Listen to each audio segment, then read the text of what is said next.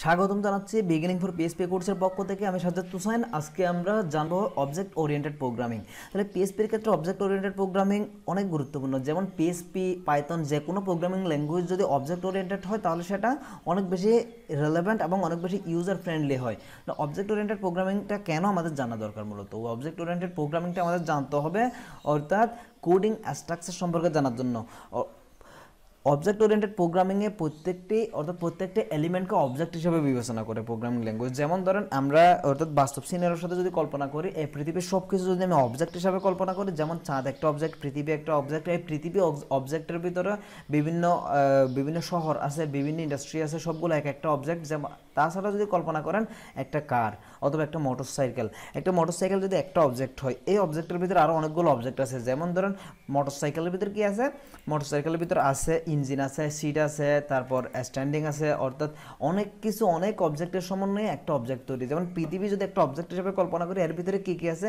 এর ভিতরে বড় বড় শহর আছে, তারপর মানুষ আছে, অন্যান্য প্রাণী আছে, সবগুলো মিলিয়ে পৃথিবী একটা অবজেক্ট। তাহলে এভাবে অর্থাৎ অবজেক্ট ওরিয়েন্টেড প্রোগ্রামিং বলতে বাস্তব জীবনের সিনারিও, বাস্তব জীবনের বিভিন্ন সমস্যা, বাস্তব জীবনের বিভিন্ন স্টেপের সাথে মিল রেখে প্রোগ্রামিং ল্যাঙ্গুয়েজটাকে কী করা?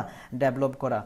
ওকে, তাহলে অবজেক্ট ওরিয়েন্টেড প্রোগ্রামিংয়ের কিছু যেগুলো অধিক গুরুত্বপূর্ণ সেগুলো আমি লিস্ট করে রেখেছি, সেগুলো এখন দেখবো আমরা। যেমন ধরুন অবজেক্ট ওরিয়েন্টেড এর গুরুত্বপূর্ণ বিষয়বস্তুর মধ্যে রয়েছে প্রথমে ক্লাস কি? প্রপার্টি। অর্থাৎ ক্লাস প্রপার্টি হচ্ছে, এটি হচ্ছে একটা মেম্বার ভেরিয়েবল, মেম্বার ফাংশনের সমন্বয়ে অবজেক্ট তৈরির জন্য ক্লাস হলো সম্প্রসারণযোগ্য প্রোগ্রামিং কোড, যার নীল নকশা বা টেমপ্লেট। এটার মানে কি বোঝায়? আচ্ছা, অবজেক্ট ওরিয়েন্টেড প্রোগ্রামিংয়ের ক্ষেত্রে ক্লাস হচ্ছে একটা, অর্থাৎ কোনো কিছু কোডের, অর্থাৎ কোনো একগুচ্ছ কোড যদি আমি কোনো জায়গায় রাখতে চাই, যেমন ধরুন অনেকগুলো কোড আমি একটা কাজের জন্য অথবা একগুচ্ছ কোড একটা নির্দিষ্ট জায়গায় রাখতেছি, এই কোডগুলো কোনো কাজ করবে না, শুধু আমার ওয়েবসাইটে কী করবে? অবস্থান করবে। ইনক্যাপসুলেট অবস্থায় রাখতে চাই। ইনক্যাপসুলেট মানে কি? এই কোডগুলোর কেউ দেখবেও না, কেউ বুঝবেও না, শুধু আমার ওয়েবসাইটে অবস্থান করবে। তাহলে আমাদের ক্লাস নিতে হবে। তাহলে ক্লাসের মধ্যে অনেকগুলো কোড স্টোর করে রাখা হয় একটা ক্লাসের মধ্যে। তাহলে একটা ক্লাসের মধ্যে অনেকগুলো কোড যে স্টোর করে রাখা হয়, সেটা তো আমরা অন্যভাবেও পারি, ফাংশন দিয়েও পারি, কিন্তু না, ফাংশনের তুলনায় ক্লাস হচ্ছে অবজেক্ট ওরিয়েন্টেড প্রোগ্রামিংয়ের ক্ষেত্রে কোনো একগুচ্ছ কোড একটি কাজের জন্য নির্দিষ্ট কোড। যেমন ধরেন আমি কিছু কোডিং করলাম যেগুলো পোস্ট রিলেটেড, আমার ওয়েবসাইটের পোস্ট রিলেটেড অথবা আমার ওয়েবসাইটের কমেন্ট রিলেটেড, সবগুলো একটা ক্লাসের মধ্যেই থাকে। তারপর অবজেক্ট হলো ক্লাসের একটি বিশেষ নিদর্শন, যা ভেরিয়েবল ফাংশন এবং ডেটা স্ট্রাকচারের সমন্বয়ে গঠিত। তাহলে অবজেক্ট হলো ক্লাসের একটি বিশেষ নিদর্শন, অর্থাৎ ক্লাসের ভিতর থেকে অবজেক্ট অ্যাক্সেস করা হয়, যা ভেরিয়েবল ফাংশন অথবা ডেটা স্ট্রাকচারের সমন্বয়ে গঠিত হতে পারে। তারপর হচ্ছে মেথড। ক্লাস এবং মেম্বার ফাংশন সমূহ অর্থাৎ অবজেক্ট ওরিয়েন্টেড প্রোগ্রামিংয়ে মেথড বলা হয় ক্লাস এবং মেম্বারের ফাংশন সমূহ। কি আমরা যখন প্রোগ্রামিং ল্যাঙ্গুয়েজ পিএইচপি নিয়ে কাজ করেছি তখন আমরা ফাংশন তৈরি করেছি, কিন্তু অবজেক্ট ওরিয়েন্টেড প্রোগ্রামিংয়ের বেলায় এই ফাংশনগুলোকে এক একটা মেথড বলা হয়। মেথড হল অবজেক্ট ক্লাসের সম্পর্কিত একটি প্রক্রিয়া। তারপর আছে প্রপার্টি, ক্লাস এবং মেম্বার ভেরিয়েবল। প্রপার্টির মধ্যে রয়েছে ক্লাস এবং মেম্বার ভেরিয়েবল। এনক্যাপসুলেশন কি? প্রপার্টি এবং মেথডগুলোকে একত্রিত করে অবজেক্ট তৈরির একটি কৌশল। আচ্ছা, আমি এগুলো কেন আপনাদেরকে বলতেছি? এই থিওরিক্যাল পার্টটা জাস্ট আপনাদেরকে একটু ধারণা দেওয়ার জন্য, এটা মুখস্থ করার কোনো দরকার নেই, জাস্ট একটু ধারণা নিলেই হবে। এনক্যাপসুলেশন কি? প্রপার্টি এবং মেথড সমূহকে একত্রিত করে অবজেক্ট তৈরির কৌশল। ইনহেরিটেন্স কি? কোড ডুপ্লিকেশন কমানোর জন্য প্যারেন্ট ক্লাস এর প্রপার্টি এবং মেথড চাইল্ড ক্লাসও ব্যবহার হইতে পারে বা করা যায় ইনহেরিটেন্স দ্বারা। অর্থাৎ একটা কোড বারবার ইউজ করা, অর্থাৎ কপি করার ঝামেলা থেকে মুক্তি পাওয়ার জন্য ইনহেরিটেন্স ব্যবহৃত হয়। একটা কোড কপি করার ঝামেলা থেকে মুক্তি পাওয়ার জন্য। ধরেন একটা কোড আমি বারবার ইউজ করতেছি, তাহলে আমার কপি করতে হবে না, এটা ইনহেরিটেন্স দ্বারা আমরা কাজ করতে পারবো। প্যারেন্ট ক্লাস অন্য সকল এই ক্লাসকে ইনহেরিট করে। প্যারেন্ট ক্লাস এর অপর নাম হচ্ছে সুপার ক্লাস বা বেস ক্লাস। অর্থাৎ প্যারেন্ট ক্লাস কাকে বলে? ধরেন একটা ক্লাস নিলাম, এই ক্লাসের পর আরও একটা ক্লাস নিলাম, আরও একটা ক্লাসে বলে দিলাম যে এই যে প্রথম ক্লাসটা তৈরি করছে সেটা অপর একটা ক্লাসের কি? চাইল্ড।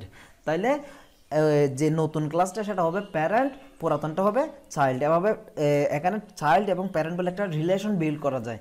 চাইল্ড ক্লাসকে এই ক্লাস অন্য সকল ক্লাসকে ইনহেরিট করে। এই ক্লাসের অপর নাম কি? সাব ক্লাস বা ডিরাইভ ক্লাস। আচ্ছা, আমরা নেক্সট স্লাইডে চলে যাচ্ছি। তারপর হচ্ছে পলিমরফিজম। পলিমরফিজমকে বিভিন্ন ক্লাসের যেসব মেথডসমূহ এই কাজে ব্যবহৃত তাদের নামকরণ একই হওয়া। পলিমরফিজমকে বিভিন্ন ক্লাসের যেসব মেথড একই কাজে ব্যবহৃত হয়, অর্থাৎ একই কাজে ব্যবহৃত বিভিন্ন মেথড সমূহকে তাদের নামকরণ হয়, তাদের মধ্যে যে রিলেশন বিল্ড সেটা হচ্ছে পলিমরফিজম। ওভারলোডিং এবং ওভাররাইডিং। তাহলে ওভারলোডিং এবং ওভাররাইডিং কি? ওভারলোডিং এবং ওভাররাইডিং হচ্ছে ওভারলোডিং যখন করে তখন একই ক্লাসে দুই বা তার অধিক মেথড এর নাম একই কিন্তু প্যারামিটার ভিন্ন হয়। অর্থাৎ একটা ক্লাস নিলাম অথবা একটা ফাংশন নিলাম, ক্লাস কীভাবে নিতে হয় তা আমরা কিন্তু এখনো জানি না, আমরা নেক্সট টিউটোরিয়ালে দেখবো এটা আস্তে আস্তে। তাহলে ওভারলোডিং এবং ওভাররাইডিংকে যখন একই ক্লাসে একের অধিক কি করা হয়, প্যারামিটার একের অধিক মেথড অথবা ফাংশন নেওয়া হয় যাদের প্যারামিটার ভিন্ন হয়, তখন ওভাররাইডিং এর অর্থ হলো দুইটি মেথডের নাম এবং প্যারামিটার একই। এই মেথড থাকে প্যারেন্ট ক্লাসে, অপরটি থাকে চাইল্ড ক্লাসে।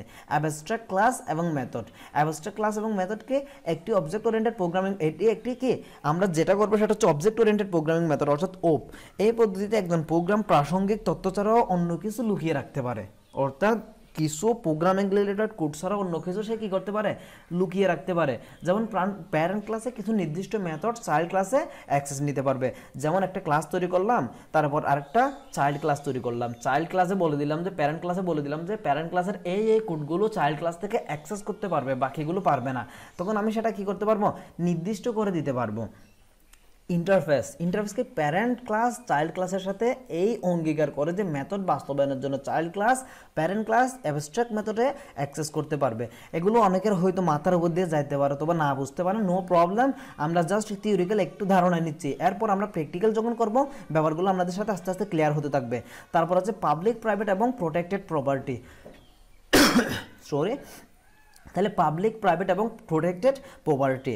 তাহলে যেমন ধরেন আমি একটা ক্লাস তৈরি করলাম, ওই ক্লাসের কোডগুলো যদি পাবলিক মেথডে রাখি তাহলে সকল জায়গা থেকে অ্যাক্সেস করা যাবে, আর যদি কোডগুলো যদি আমি প্রোটেক্টেড যদি রাখি তাহলে নির্দিষ্ট কিছু জায়গা থেকে কী করা যাবে, নির্দিষ্ট কিছু কোডের মাধ্যমে কী করা যাবে, অ্যাক্সেস করা যাবে। আর যদি প্রাইভেট রাখি তাহলে প্রাইভেট অর্থাৎ পাবলিক প্রাইভেট প্রোটেক্টেড এর মানে কি, পাবলিক মানে সকল অ্যাক্সেস করতে পারবে, প্রাইভেট মানে কিছু কিছু জায়গা থেকে অ্যাক্সেস করতে পারবে, কিছু কিছু জায়গা থেকে পারবে না, আর প্রোটেক্টেড মানে হচ্ছে কেউ অ্যাক্সেস করতে পারবে না। বুঝা গেছে? পাবলিক অর্থ প্রপার্টি যে কোনো স্থান থেকে অ্যাক্সেস করা যাবে, প্রাইভেট শুধুমাত্র সংশ্লিষ্ট ক্লাস থেকে অ্যাক্সেস করা যাবে, প্রোটেক্টেড অর্থ হলো সংশ্লিষ্ট ক্লাস এবং চাইল্ড ক্লাস থেকেও অ্যাক্সেস করা যাবে। তাহলে পাবলিক প্রাইভেট প্রোটেক্টেড মেথড এর মূলত অর্থাৎ এই মেথড প্রপার্টি এবং মেথড, একটা হচ্ছে প্রপার্টি আর একটা হচ্ছে মেথড। প্রপার্টি মানে সেটা ভেরিয়েবল এর মতো কাজ করে, মেথড মানে সেটা ফাংশনের মতো কাজ করে। মেথড সমূহ পাবলিক প্রাইভেট অথবা প্রোটেক্টেড হতে পারে। তাহলে পাবলিক অর্থ মেথড সমূহ যে কোনো স্থানে অ্যাক্সেস করা যাবে, আর প্রাইভেট শুধুমাত্র সংশ্লিষ্ট ক্লাস থেকে অ্যাক্সেস করা যাবে, এবং প্রোটেক্টেড অর্থ হলো সংশ্লিষ্ট ক্লাস এবং চাইল্ড ক্লাস থেকেও অ্যাক্সেস করা যাবে। আচ্ছা, আমরা নেক্সট স্লাইডে চলে যাচ্ছি। নেক্সট স্লাইডকে আমি একই স্লাইডকে দুইবার, হ্যাঁ একই স্লাইড দুইবার হয়ে গেছে। আচ্ছা, আমরা নেক্সটে যাচ্ছি। তারপর আছে কনস্ট্রাক্টর, পিএসপির অনেক গুরুত্বপূর্ণ একটা ম্যাজিক মেথড এটা কনস্ট্রাক্টর। পিএসপি বিশেষ ধরনের বিল্ট ইন মেথড, পিএসপির বিশেষ ধরনের বিল্ট ইন মেথড হচ্ছে construct.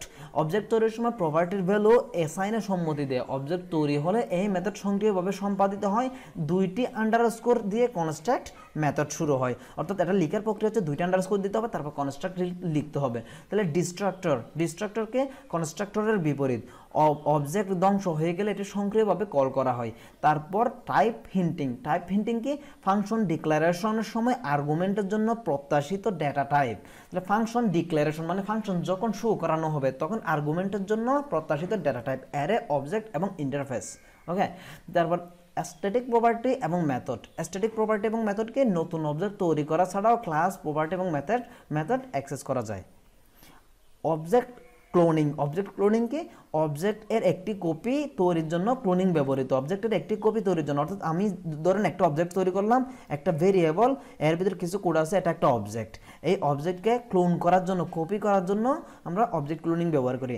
SPL auto load register প্রয়োজনীয় সকল ক্লাস সংশ্লিষ্ট ফাইলে সক্রিয়ভাবে লোড করে।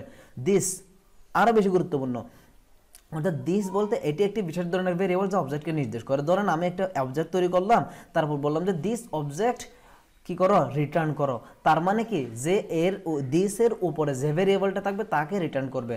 দিস মানে ওই, অর্থাৎ এই ভেরিয়েবলটাকে তুমি কি করো রিটার্ন করো। পিএসপি স্কোপ রেজুলেশন অপারেটর, এটি একটা ক্লাস স্ট্যাটিক কন্টেন্ট এবং overriding property method access করতে পিএসপি স্কোপ রেজুলেশন অপারেটর ব্যবহৃত হয়। তারপর আছে most important PHP magic method, construct destruct, এগুলো দেখুন লাস্টের দিকে। পিএসপির construct destruct call static in, তারপর get set isset unset sleep wakeup to string invoke set static and clone, এগুলো হচ্ছে ম্যাজিক মেথড। ম্যাজিক মেথডগুলো বিভিন্ন প্রয়োজন অনুসারে কাজে ব্যবহৃত হয়। সো আজকে টিউটোরিয়াল এতটুকু পর্যন্ত। এগুলো যেহেতু আমি থিওরিক্যাল পার্ট, এগুলো সবগুলোতে অবজেক্ট ওরিয়েন্টেড প্রোগ্রামিংয়ের যেগুলো যতগুলো ব্যাপার আছে সবগুলো বলে দিলাম। এর মানে আপনারা এটা ভেবে ভয় পাবেন না যে এগুলো তো অনেক কঠিন, এগুলো তো আমি বুঝতেছি না, অথবা এগুলো আমি কি পারবো, এই ধরনের কোনো বিষয় মাথায় রাখবেন না, অথবা আমি যা বলছি তা ভুলে যান, তা আপনার মুখস্থ করারও দরকার নাই। দেন নেক্সট টিউটোরিয়াল থেকে আমরা এগুলো ধাপে ধাপে যখন করব, কাজটুকু যখন বুঝবেন কিভাবে কোনটা আসতেছে, তখন আপনাদের কাছে ব্যাপারটা ক্লিয়ার হয়ে যাবে। আজকে টিউটোরিয়াল এতটুকু পর্যন্ত, আবারও ধন্যবাদ।